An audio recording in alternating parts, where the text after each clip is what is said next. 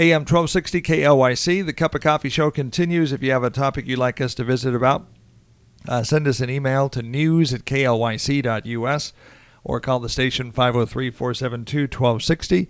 And welcome to Cup of Coffee. Nathan Nottingham is the new Chief Executive Officer of the McMinnville Area Chamber of Commerce. Nathan, thank you for being with us on Cup of Coffee. Thank you. It's nice to be here. So tell us about Nathan. I understand that you're from the Salem area. I am.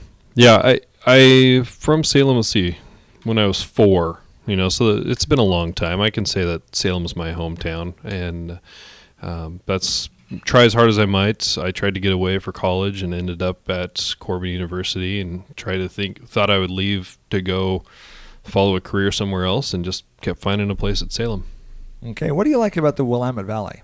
The Willamette Valley is probably one of the best places to live, and I have not traveled immensely, but when I do look around, I love that I can go to the mountains, I can go to the coast, I can go to the high plains desert, hunting, fishing, camping, you name it. It's all right here, and it's all within about an hour from each other, so I like that.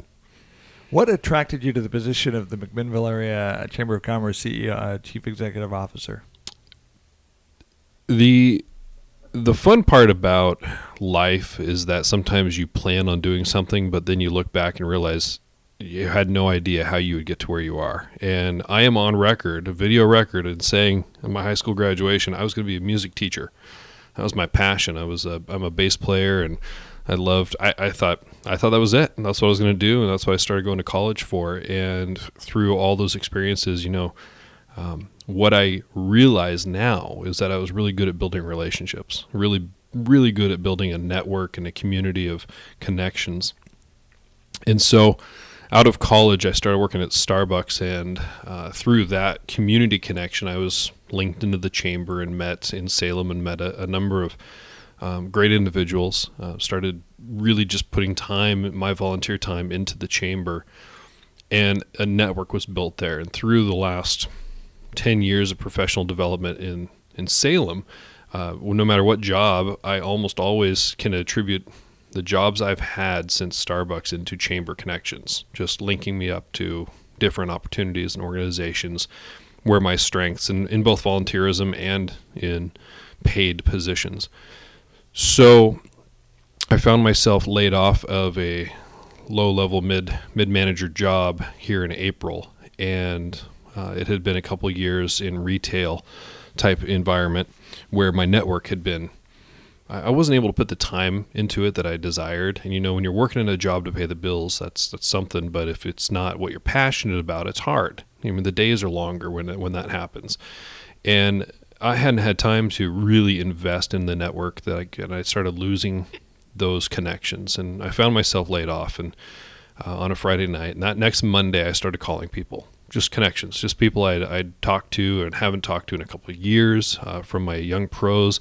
I chaired the young pros for the Salem Chamber for a couple of years, and I called Jason Brandt, the current president down there, and I just started calling people and said, hey, I'm looking for a job, and I don't know what's out there, and I have some ideas that I want to do. And when I started telling people what I wanted to do, it really was what the job description for this job is.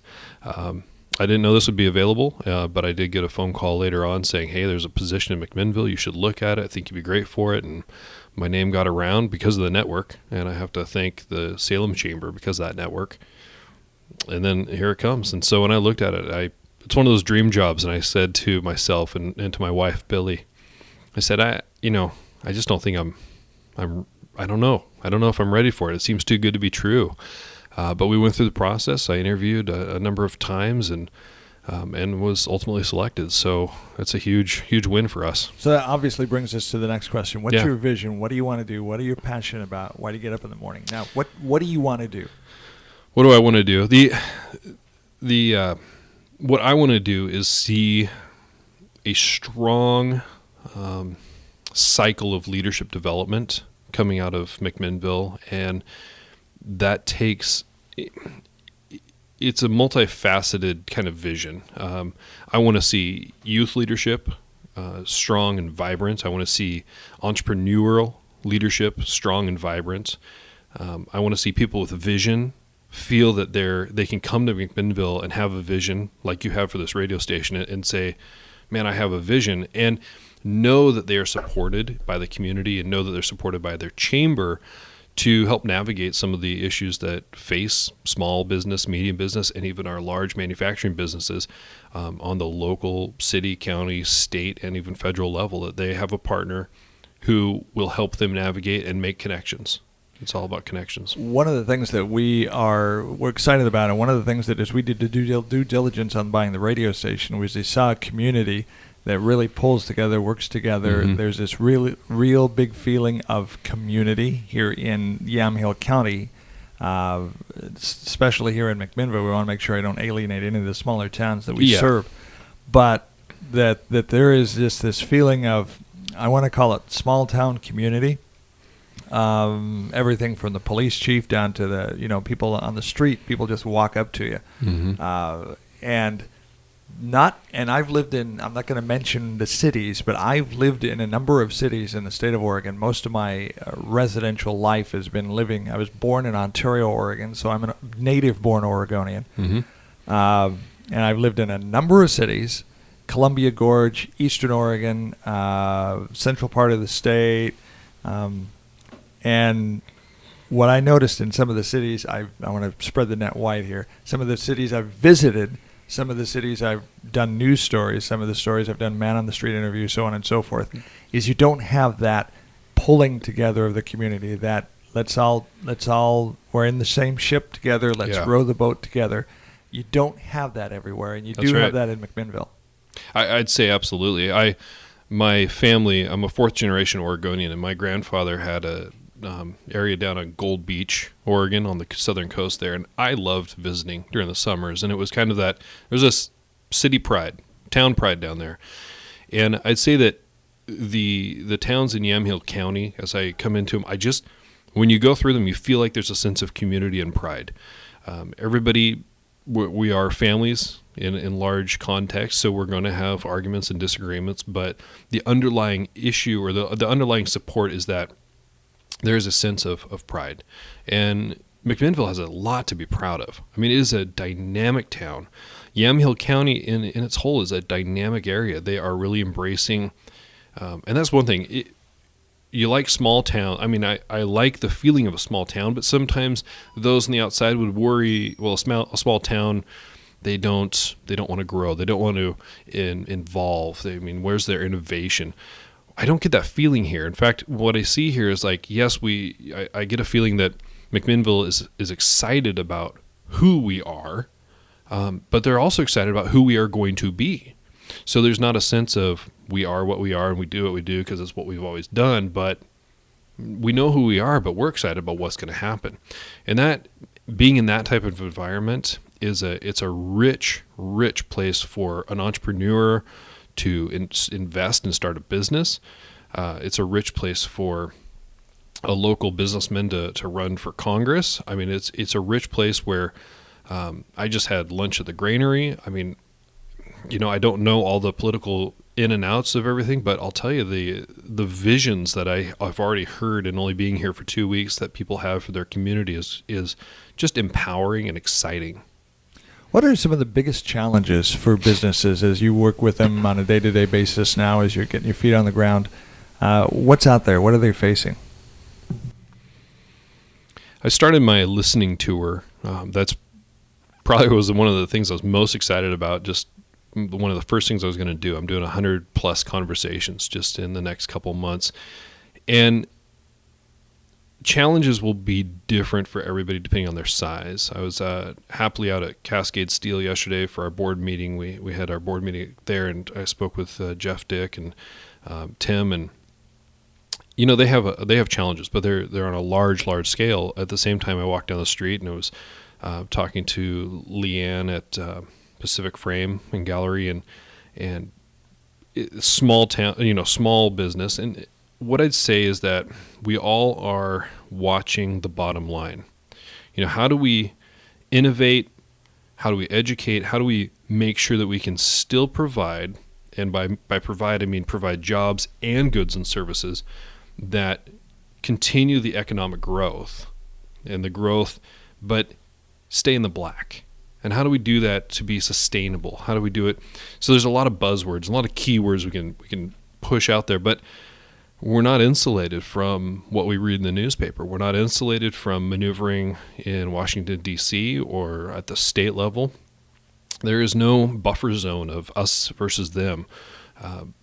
But there are ways with a mindset of innovation and excitement and hope that allow us to maybe just get out of the gates a little faster on some issues and position ourselves in McMinnville for bigger and better things.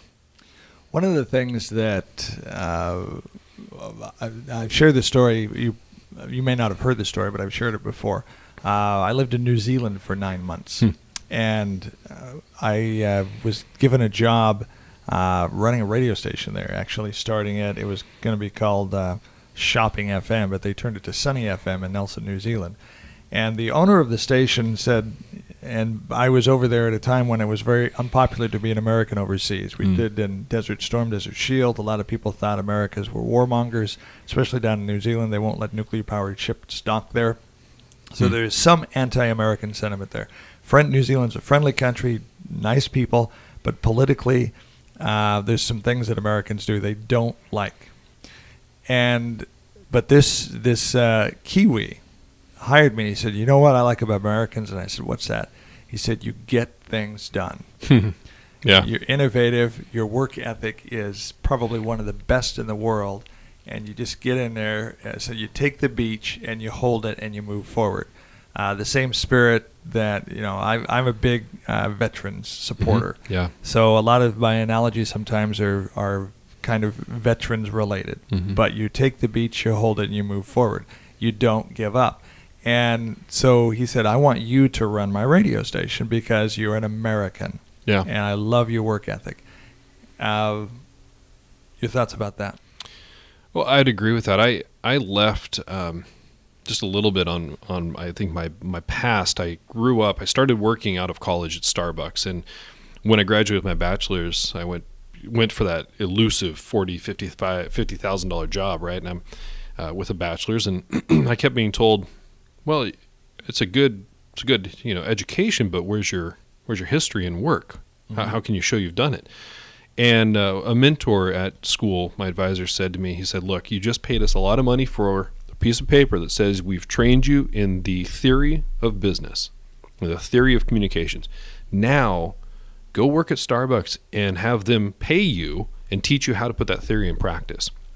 So I spent 5 years there and grew up in that environment, and it was a very enriching environment for me. And then I was in 2007, I was approached by a mortgage lending company and said, "Hey, we think you're great. Why don't you come work for us and write loans?" And I started there in March of 2007. And one of the first emails I got was, "We're letting go of some of our products because it's not working." I started right as the bubble popped. But I spent about 3.5 years there under some great mentors and not doing any of those junk loans and stuff. But I started right when things were changing. And what I learned was I had no history. I had to go in there and fight every day to write a loan. It was fully commission. But I did very well because I wasn't weighed down by the past or by the history that some of these other loan officers, well, it used to be really easy, now it's not. I didn't know any different. What I like about that is that we can be resilient, and when we can also be imaginative, and innovation is it's kind of my key word right now, because there are ways to do what we do, but do them in a new, and put them under a new lens. So that work ethic, a lot of times we just get a little passion, a little bug in our saddle, and we're just going to go at it until we fix it. And I love that.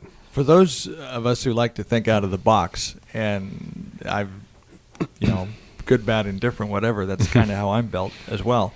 One of the things that I like about the current situation, and please don't think ill of me for saying that, but we're rewriting the rule book. You hear phrases like the new normal. Yeah. All right. You could say, well, we're going to do it that way because we've always done it that way. Mm-hmm. Well, your company just went out of business. You're laying people off.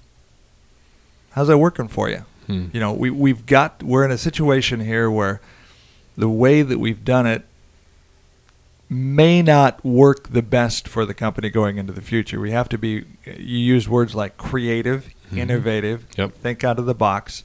Another thing, driving new technology. You know, here in media, it's just exploding with the internet. And there's a lot of broadcast facilities, TV, radio, newspaper, magazines, trying to figure out the business model and exactly how that works going forward. And looking at the crunch, looking at advertising revenue going down, audience being fragmented by all these new things, MP3 players, satellite radio, and so on and so forth. So there's new opportunities, but in the challenges, there's also new opportunities. And so I think the future belongs to the business leaders and owners and say, okay, let's drop back here and look at this, and how does this look, and what are some opportunities here? Right. Because challenge, I think, inherently brings opportunities. Undoubtedly, relevance is a point that we have to fight for. The chambers are also facing the same kind of issue. What members want today is different than what members wanted 20 years ago.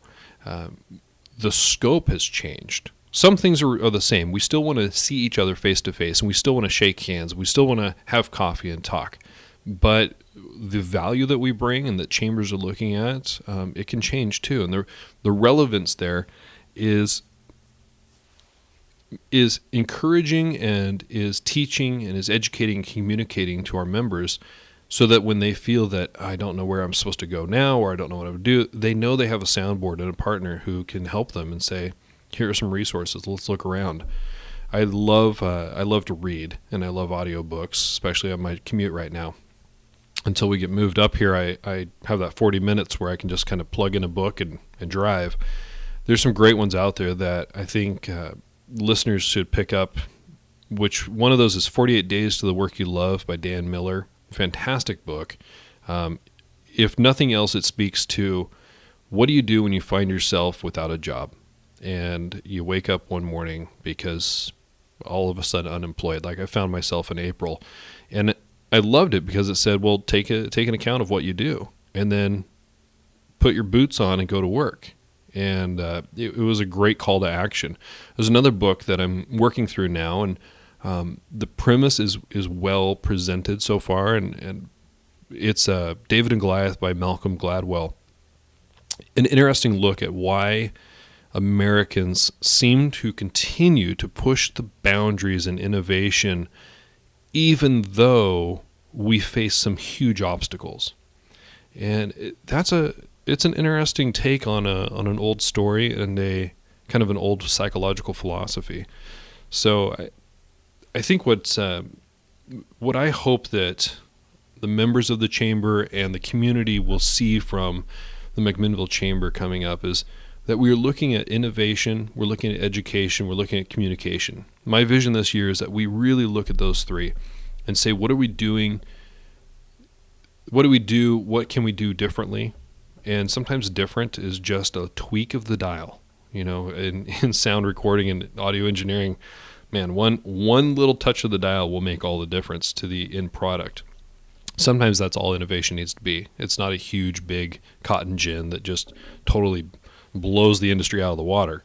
Sometimes it's just a little tweak and it makes things run a little smoother. But education, providing education, asking our members to share their education with one another, what they're doing. I loved what I saw at the annual dinner awards with MEDP kind of moving forward with what Climax Manufacturing has done with this intern program and spreading that out and trying to get the word out there. It's amazing. It's thoughtful. It has insight and foresight. And it's just sharing education. MEDP, define that. The McMinnville Economic Development Partnership. Right. Yep. And so there's one of the things that I wanted to mention. We got some time here, but in our business, we go out and we talk to businesses, and there's a number of them that I'm thinking of right now that I'm not going to mention specifically by name, but there's people out there that that I love them because they're taking a chance. They're taking a risk. They're starting businesses, even now when the economy is recovering, shall we say, optimistically. But there's some challenges, Affordable Care Act, how much is it going to cost? Sure. There's some unknown variables out there that are challenging for businesses. But they're taking that risk. There's nothing, I don't know if have you owned a business yet? Yeah. Okay. So there's nothing like getting up in the morning and knowing that you essentially can write your own ticket. You can, you're in control. You don't. The only person you're going to answer to is your wife at the end of the day. It's That's right. Honey, how come where's the money in the bank account? Yep. But there's nothing as exciting as doing that, because you write your own ticket. And you have an opportunity, like yourself, you've got some ideas about, I think this would work. And then as you start your own business, you have an opportunity to do that. There's a lot of businesses, there's some business people out there that are looking for advice. You use the word a couple times here in the program, mentors. I think mentors in a number of different facets of society are extremely important. Absolutely. I love the SCORE program, Service Corps of Retired Executives. I don't know if those are available here locally, but retired executives helping mentor new businesses. Because there's some people out there that are saying, I'm a business, the doors are open. Yep. Now what do I do? That's right. And I think membership in the Chamber is important because networking, no man is an island. And you really need to develop those relationships you mentioned a couple times in your interview this morning. Building, in fact, that's part of your passion in growing the Chamber. Yep. Those relationship building is absolutely critical, especially right now. That's right. There is the philosophy of the Barnabas principle, where you should always be mentored by somebody who is at least 15 to 20 years older than you, and you should always be mentoring someone else who's at least 15 years younger than you. Because you're getting input and you're giving output, and you become. I love the analogy of the stream. I do hike and I love to be out in the woods sometimes. You come across a marsh, and the reason a marsh exists is because it had something coming into it, but it had no outlet, and it just stagnated. And it can be good for a while, but after time it dies off. But a pond or a stream is really amazing to see, because it is a holding vessel of fresh water, because it has stuff coming in, but it's fresh because it also is putting out. And so it becomes a living ecosystem of just greatness. Some great fish. I love to go fishing. I mean, you see this fresh, vibrant ecology when you have input and output, and they match each other at a good pace. You also don't want to just be putting out, because then you become a dry desert, little wasteland of nothing. Business is a lot the same. And when we, and I want to say we as business owners and business individuals, when we're always putting out, we burn out. When we're always getting in, we get frustrated because we have no outlet. You've got to find the right mix. And a lot of that, through my experiences, has been in mentorship. Having coffee with somebody, having somebody younger than you who you're looking at saying, man, I've been in those shoes, and that was frustrating, but I survived, and you will too. And here's what I think you should do. But then also being able to have that same conversation as the younger person looking at somebody who's been through the ropes, been through the ringer, and said, hey, we're going to come out of this okay. What would you say to folks who wonder about we talked about this briefly, the relevancy of a chamber organization now? Chambers have been in existence for quite a while. We talked about the importance of networking. How can a Chamber of Commerce membership or belonging to that organization benefit me today as I'm owning and opening a business in McMinnville? There's a number of ways, and I think the relevancy of a chamber is to listen to our members and to listen and say, there are ways that we can help you, but we need to know what you want. I'd say just off the cuff, if it's a new business owner, they need some connections in the city. They're going to need some connections to fellow business people. And it's a great way sometimes to get outside of your four walls and build those mentoring relationships. There's also some education pieces. And it sometimes is easier to go to a hub and say, hey, I'm curious about knowing more about topic XYZ. And the chamber can say, great, we know that this organization or this person, or we'll put the class together because we think there's more people that want this. It's also that membership is a core piece to say we need some advocacy. Who's going to stand up for us when this next issue comes up, and look out for our best interests as business owners. Young members, and having had a catering company that I was a partner with and doing some consulting, the money can be tight, absolutely. And sometimes you are bootstrapping it, living day to day, like you said. You're trying to get that next contract written so you got money coming in. But who do you also call on when things are down, and who will understand, and who will say, hey, we get it. Have you thought of this? Who will brainstorm with you and sit in a business brainstorming room and just start kicking ideas back and forth? That's what a chamber, in my idea, in my vision, needs to be. We're not all things to all people, but we are advocates, supporters, teachers, counselors to some degree for business people. And when I say business people, the other thing that you mentioned was entrepreneurship, or you're having your own business, is great. It's fantastic. It's not for everyone because it's stressful.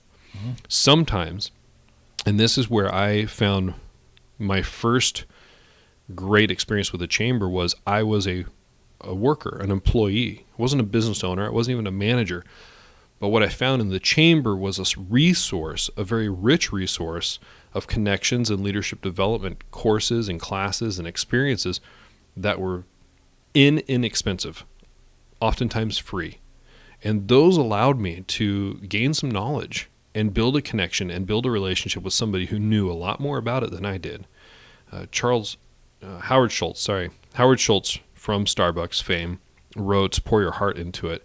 And I love one of the things he wrote in that was, when he took over Starbucks, he realized he was really, really good at casting a vision and having an idea, but he wasn't really, really good at a lot of other things like accounting and day-to-day order operations and receiving and shipping. Well, he hired people that were great at those things, and that made the organization great, which made him great. I don't think he'd say great, but it did.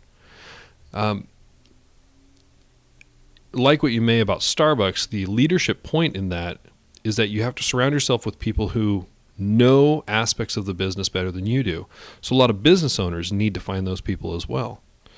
And that's just a chamber can be a resource for that, for developing those people. It can be a resource for helping you find those people. It can be a resource for standing up for you when that is being threatened. Another point that we can drive from what you just said is there are people that are key that should be owning businesses. Yeah. There are people that need to be working in the businesses because maybe they don't like the stress of owning the business and the pressure, and there is that there. But what they really excel at is ordering, shipping, sales. That's right. Announcing, whatever the case may be. And so there's a place in the wheel for you to fit in. And it all works together. There's an old saying out there that it takes a community to raise a child. Right. Well, in the business community, especially right now, it's critical that you have relationships. You have networking relationships with other businesses. And the Chamber has some great programs. Greeters is a great program to get together, meet other businesses.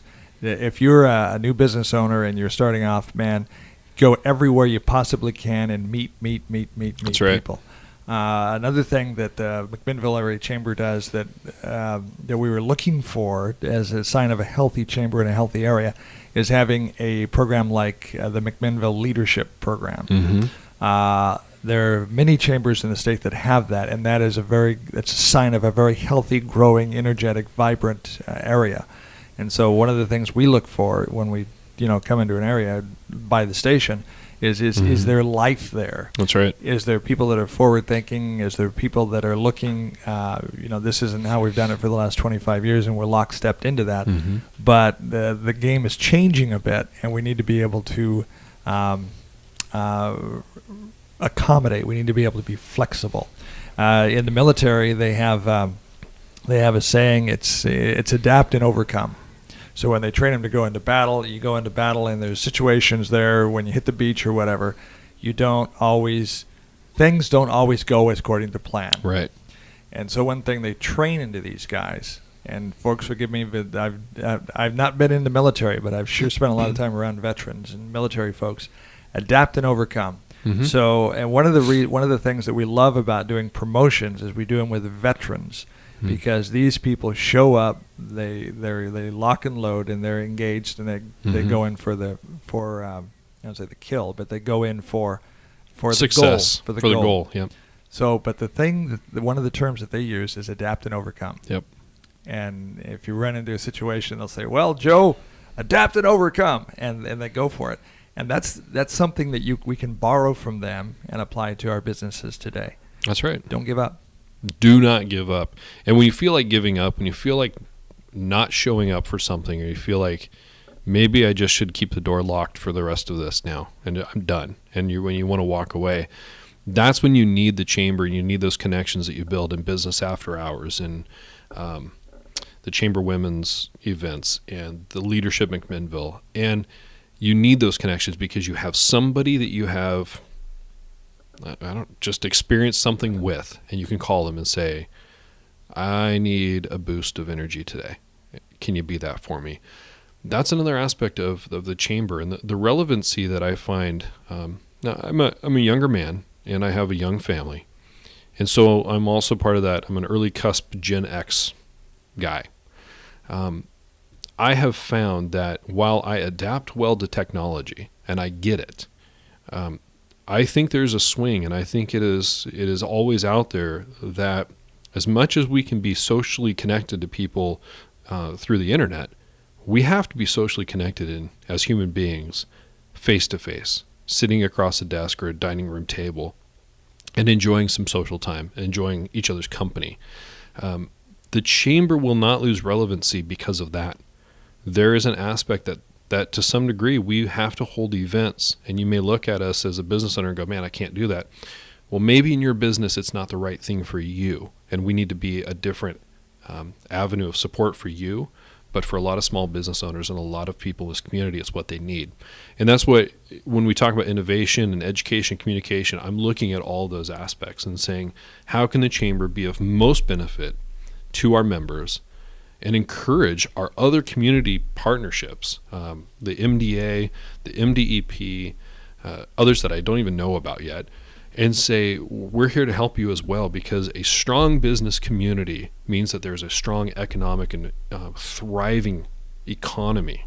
And that thriving economy doesn't just bring jobs. We don't have to talk about dollars and cents, but it means that people live here and people have a purpose to be here.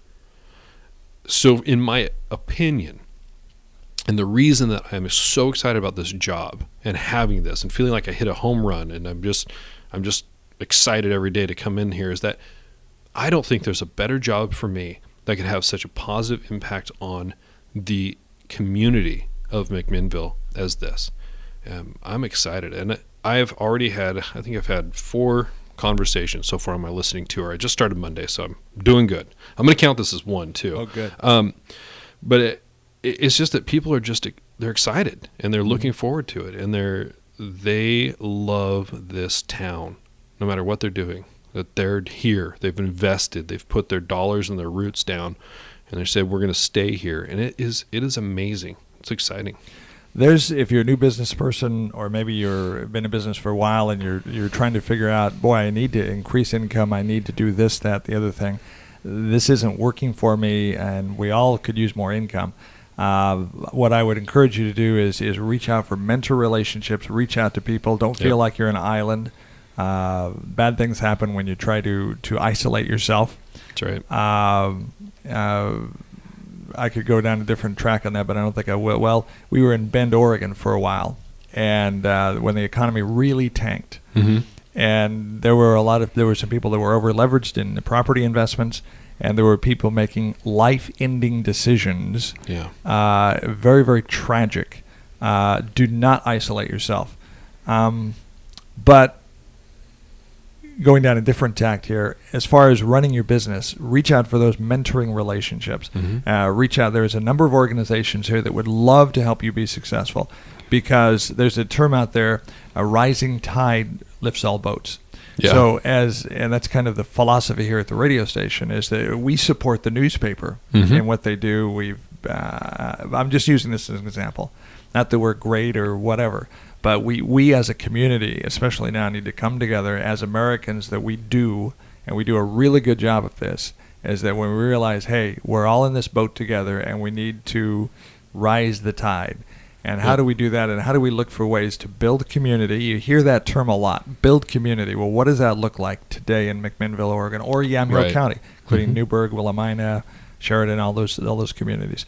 And here in McMinnville, if we help Sheridan become successful, if we help businesses, Main Street Sheridan become successful, the entire county benefits. That's right. More taxes to the county, more services, but more importantly than that, the economy thrives. People are put to work. People have a job. People feel good about themselves, and they can put food on the table and have a place to stay. One of the things that we're playing here, we heard it on the internet the other day. It's a thing from Ronald Reagan, and it's America, go for it. And he talks about the age of the entrepreneur. Yep. You look at Hewlett Packard. Hewlett Packard was started in the Boise area by two guys in a garage with an idea. Yep. And garages are great places for ideas. There you go. And so they built it. They built this huge company. So as we look at the future, and it's somewhat mysterious now. We don't really know how it's going to look, but we do know that we're moving forward. And we need to look for opportunities. We need to look for networking relationships. We need to build on the building blocks that we know work. Building community, building relationships, reaching out. If I don't have the idea about how to do this, I need to reach out to Joe or Susie or whatever, because they might have some ideas that I can implement in my business. Yep. That's how we build community. That's how we build an economy. That's how we grow an economy. And we as a community have to work together. So we're a strong supporter of the Chamber of Commerce, and we encourage you as a business owner or even just a resident of the area to support your chamber in your community. Support in volunteerism, support in becoming a member, support in just coming and talking to me. And that's one thing I ask the listeners: call the chamber. Let's you and I have a conversation, because I want to know. I want to know what this community is. You say the future is mysterious, but the future is no more mysterious today than it was a year ago. The only thing that helps penetrate the darkness of what the future can be is a vision and a passion. When you have a vision and a passion, you have something to shoot for. And like Zig Ziglar said, if you aim at nothing, you'll hit it every time. And we got to have something to work for. That's why I love businesses and entrepreneurs and big business and small business and every size business, the home business, because somebody has an idea of where they want to be. They have a vision. They have a purpose and a drive.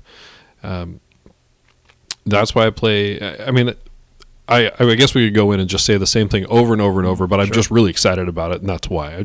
I like to talk about those things. Those are exciting, encouraging. The community here, the city hall, all of your civic servants that are in this area seem to have a vision for their departments, and I'll tell you, that says a lot about having conversations. Nobody seems to be just stuck on any one idea. They're open to listening. They're open to talking with you. And so you got to get outside of your walls and just do that. Another thing, I'll say this and then start to close, but you need to have a business plan. Yeah. Those who don't plan to fail. Right. And so get a business plan. If you're just started a business, get a business plan. If you don't know how to write one, there's people here that will help you do that. But it's important that you have a goal, because like Zig Ziglar said, that's very, very true. That's right. If you have an idea, if you need a launching pad, call us at the chamber, come talk to me. We'd love to talk to you about that and maybe connect you up to the right people to put that business plan in play. They're big, they're hairy, they're audacious, but business plans are helpful because they give you something. And business plans are not written in stone. Neither is your business. Your business will morph and change and develop to fit the economy and to fit what's happening in our world. As we talk about technology, that changes. The kickback on technology where we don't want to be so wired in, that changes. It's amazing. I'm excited about it, and I'm excited to see what happens. Nathan, if people want to contact you, how do they do that?